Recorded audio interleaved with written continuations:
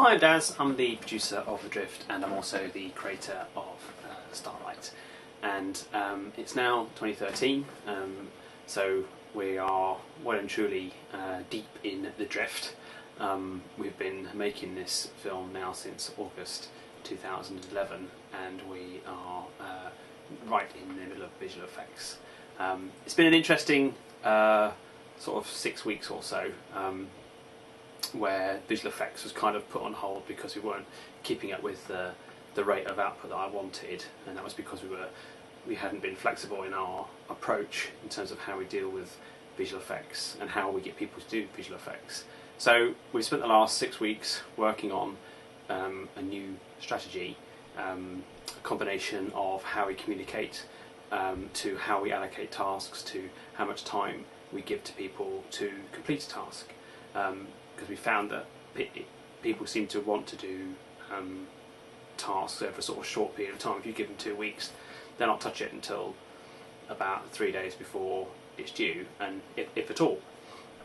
So what we've kind of learned, or what we think we've learned, is that we should be giving people short deadlines, and that's what's going to be coming out soon. It's Project Ring Fence, basically. So someone says they want to do an effect or whatever, we say, right, okay, you've got 3 days, here's all the stuff, crack on with it.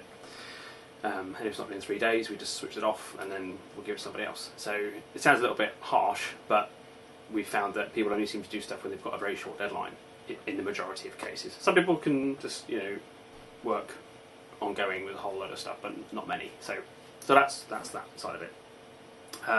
But another side of it, in terms of thinking about the sort of visual strategy and how we're sort of taking the project forward, is thinking about how many people we have in the project and how many hours they get. I'm sort of trying to think about how many hours do I expect people to deliver.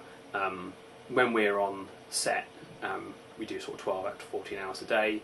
When we're in pre-production, set building or set testing, whatever, then it's perhaps 8 to 10 hours a day, over 2 days, like Saturday and Sunday, a weekend. And there's just this whole sort of mind issue where you just don't seem to be able to say that to visual effects people, or if you do say it, you think that you're being unreasonable. But it's probably because you can't grab onto a visual effect as easily as you can grab onto a hammer or a screwdriver or a spanner or a nail and build something. Although you're building something on a screen, it doesn't seem to be quite the same. And the second thing, of course, is there's no sort of collective effort in many ways, because when you're on set with lots of other people building, the radio's on, you're all cracking on with it. When you're visual effect building, isn't necessarily the case, unless of course you're all in one place, which is discussed before, is not easy. So how looking at sort of those areas as well as it's been quite crucial. But thinking about those hours and how much we give to people, or actually people to do, is that if you think about it from the industry point of view, you get one person probably does between 35 to 40 hours a week. I'm guessing someone does 9 to 5. So if I ask someone to give me 5 hours a week, well, that would take 8 weeks for them to do one person's week's worth of work in the real world. And if you look at how good the visual effects are in the real world, then we're on a non-starter. So what do you do about that? Well, try and get more people. That's the first thing. Even though, again, in the industry, you look at the credits end of the movie, there's hundreds of people involved. You just got to accept certain sort of limitations with the project. Also, sort of working smarter as you can, so not having to repeat visual effects shots, not having to allocate a task and then realise you don't need it, and then it's a wasted shot, that kind of thing. It is difficult, and the last sort of couple of weeks I've been sort of thinking about that over the Christmas period, about how reasonable is it to ask people to do all this kind of stuff. But then I go on the internet and I look at what's going on out there in the real world, in the real YouTube world, all the rest of it, and people are doing it. People are achieving these effects, and I think largely that reason is because most of the things that I've seen, not always, but most of them have been Battlestar Galactica or Star Wars or Buck Rogers or some other known franchise, and a lot of it is where, for example, the models have already been built. So if they're having an X-wing fighter flying against a Viper from the Battlestar Galactica or something, what they're doing, when I say all they're doing is animating, that's still very difficult, but they've already got the models and textures. We don't even have those, or we're starting to get them now, but that's another issue we've got to do with our visual effects. We're starting from scratch. It's all original, so that's a really big hill to climb. which we're getting there now, so that's good too.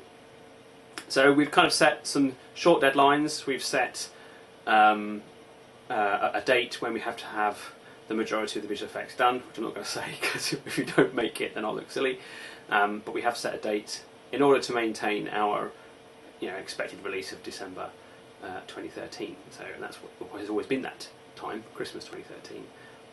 But in order to be able to do that, we need to have it finished quite well before then to be able to market it properly and to show people and get it ready and encourage people to go to the premiere and raise money for charity and that kind of thing. So there's still a long way to go. The next thing for me now is to get people interested in helping out with the visual effects and sort of promoting the project. We did a bit of promotion at the end of last year. We did a trailer, a teaser trailer has gone out, which we shoved on a diary.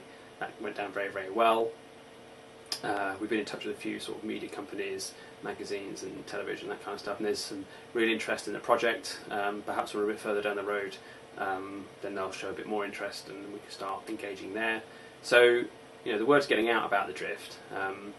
I've got some meetings with the local university trying to get some of their students involved, rather than just doing a show reel that's sort of generic, getting involved in something that's specific, something that's going to lead on to other things, and even start talking about Starlight as a franchise, something that we want people to get into and introduced to, and that all ties in with the Drift as well. So on the sound side now, I'm now working on dub, on the audio dialogue and all that kind of thing, so starting to get the best sound I can from the original source, and once that's done, we'll start trying to tidy that up a bit and then start looking at whether we're going to dub the whole movie, dub some of it, or run with what we have. I'm really hoping that we can run with what we have.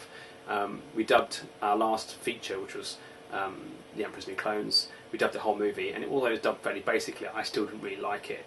It did create a constant look and feel, that's true, and if you can't hear what's being said, then you really are in trouble in a movie, so we have to weigh that up. But dubbing an entire movie is a big effort. It's not just about getting the people in to do the voices, do their voices, it's about mixing and everything else as well. So we made a lot of effort to record the sound on the day, so hopefully we should have enough to be able to use that.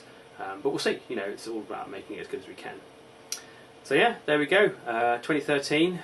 It's not quite the last lap, as it were. We've still got some way to go, but a good time has been had in sort of pausing and reflecting and looking to the future of how we're going to move things forward. Everyone's had a break, so everyone's refreshed. Even me, even I've had a couple of mince pies, which is nice. Looking forward to a hard but prosperous 2013.